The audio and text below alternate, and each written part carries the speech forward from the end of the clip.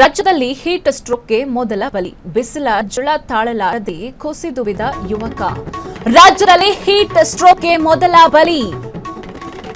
ಬಿಸಿಲ ಝಳ ತಾಳಲಾರದೆ ಕುಸಿದು ಬಿದ್ದ ಯುವಕ. ಕುಸಿದು ಬಿದ್ದು ಮೊಹಮ್ಮದ್ ಸಮೀರ್ ಸಾವು. ಬೀದರ್ನ ಕಮಲನಗರ ಪಟ್ಟಣದಲ್ಲಿ ಘಟನೆ. ಉತ್ತರ ಪ್ರದೇಶ ಮೂಲದ ಮೊಹಮ್ಮದ್ ಸಮೀರ್ ಕೆಲಸಕ್ಕೆಂದು ಕಮಲನಗರಕ್ಕೆ ಬಂದಿದ್ದ ಯುವಕ.